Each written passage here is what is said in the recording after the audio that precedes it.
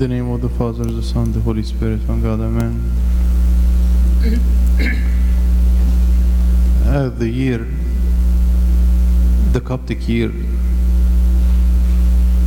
is close to its end. We find all the readings are about the second coming and the end of the age. As today's reading, it was a question from the disciples, 3 of the disciples or 4 of them, and they said to Jesus Christ, tell us when will these things be, and what will be the sign when all these things will be fulfilled. And actually this refers to a note or something they said to Jesus Christ. They said, you see how big are the stones of the temple, how great is our temple. So he said to them, you see these great stones and big stones, no one of them will stand. This temple will be totally destroyed. Then they asked this question, and they mixed 2 things together. They mixed it, tell us when will these things be. These things refers to this destruction of the temple. And what will be the sign when all these things will be fulfilled? And what will be the sign when all these things will be fulfilled? What the signs? And his answer was mixed about the destruction of the temple, which is going to happen after this gospel was written by maybe 20 years at 70 AD. The Gospel of St. Mark was written maybe at 49, 50 AD.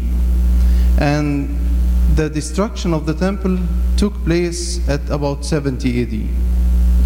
So he talked about the destruction of the temple and what was the circumstances of that event, or that big event.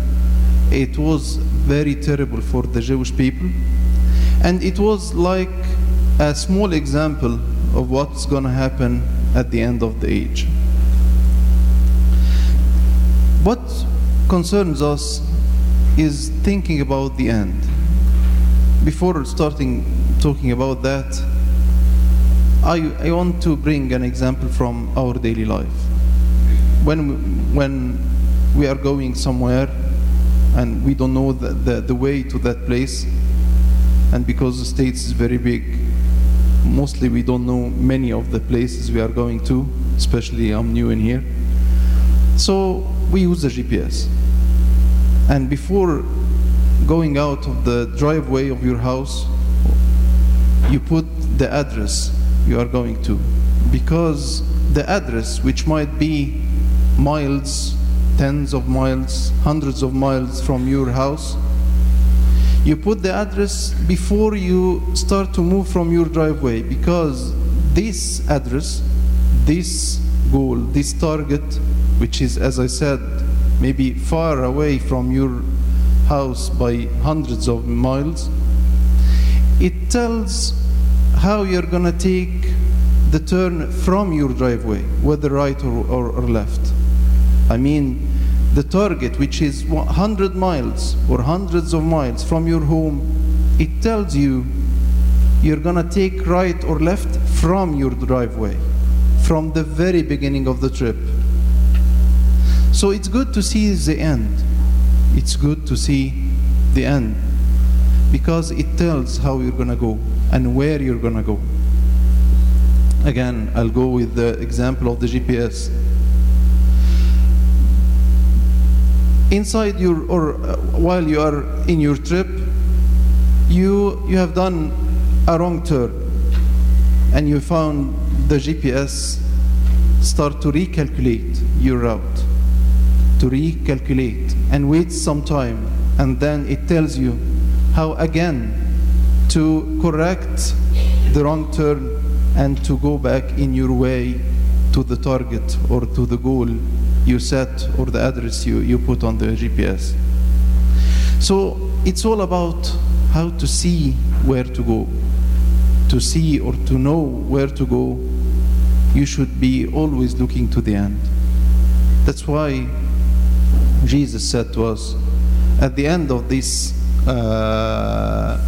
gospel, he said, "Watch therefore, for you do not know when the master of the house is coming, in the evening, at midnight, at the crowing of the rooster, or in the morning, lest coming suddenly he find you sleeping. And what I say to you, I say to all, watch."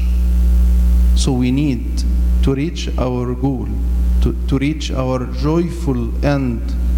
We need to be watchful. Watchfulness is the message, I think, for today. We need to be watchful. We should look to the end. On the book of Ecclesiastes, it said the end of a thing is better than its beginning. The end of a thing is better than its beginning. We used to celebrate our birthdays. We used to celebrate the birthdays of us, of ourselves, of our children. And it's a great event because we receive a great gift from God, which is a child.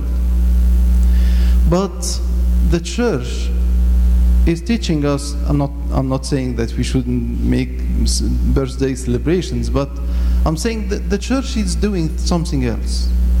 We have heard the Senexar, and it tells about the saints of the day.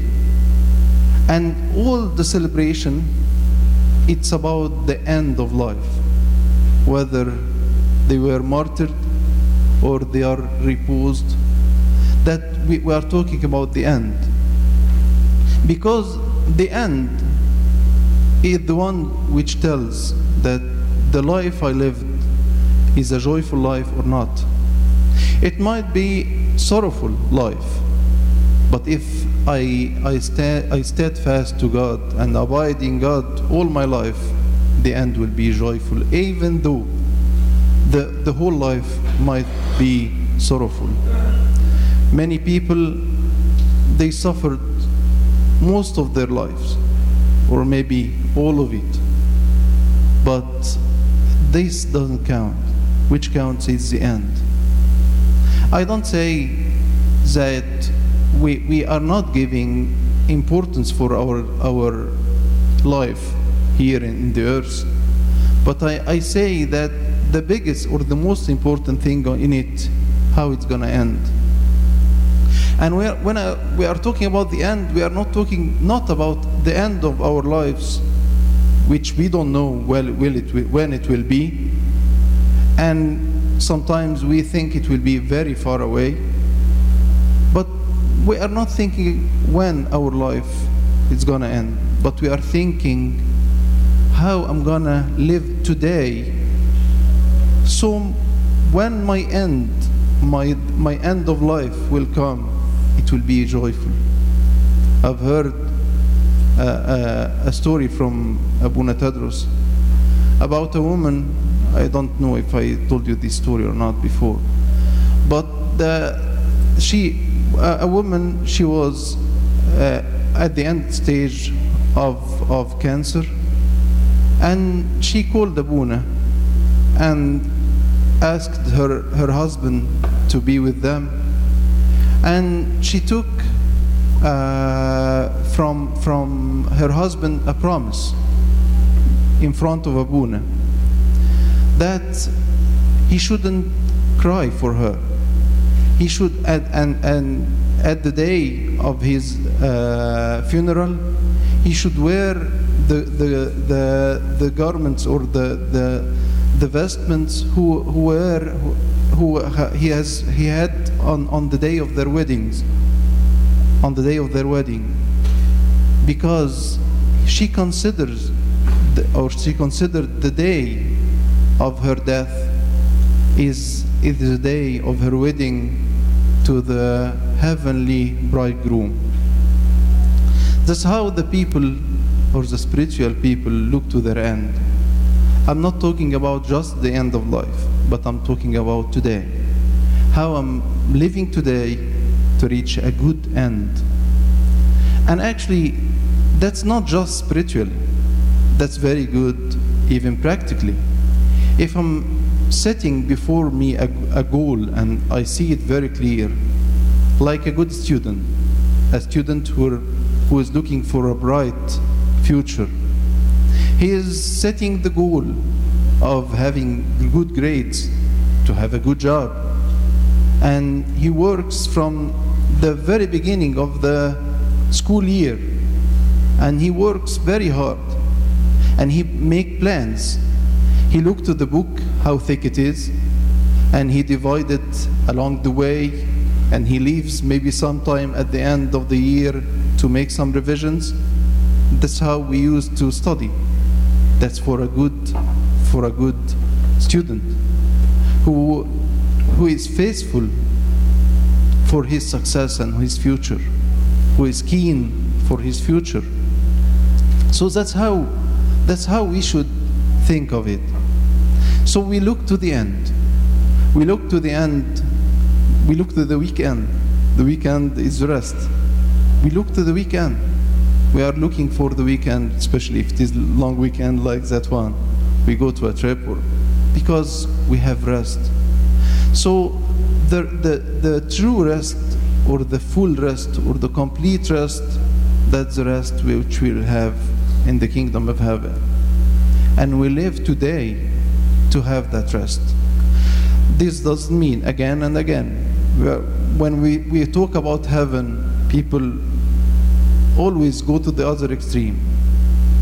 They think that means that we shouldn't take care of our earthly life. No, we should take care of it, and we live a good life as much as we can, but we live it serving our joyful end in the kingdom of heaven.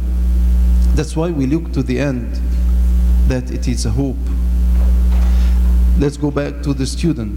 The student work hard to have a good grades, but he's doing that because he has a hope. He has a hope to have a good success, which leads to a good career. So we should stick to the end. The church at the end of the year, the readings you're gonna hear today and next Sunday, and all the readings, even the weekdays readings, are all about the end of the age, the end of the coming of Jesus Christ. We wait for that. It's a hope. When we have heard here the signs of the second coming of Jesus Christ, it's careful, it's scary, but Jesus said it was more clear. It was clearer in the Gospel of St. Luke. He said, when you see this happening, you should lift up because your redemption is close, is near.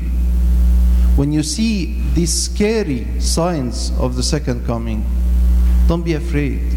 But that means that your redemption is close, is near.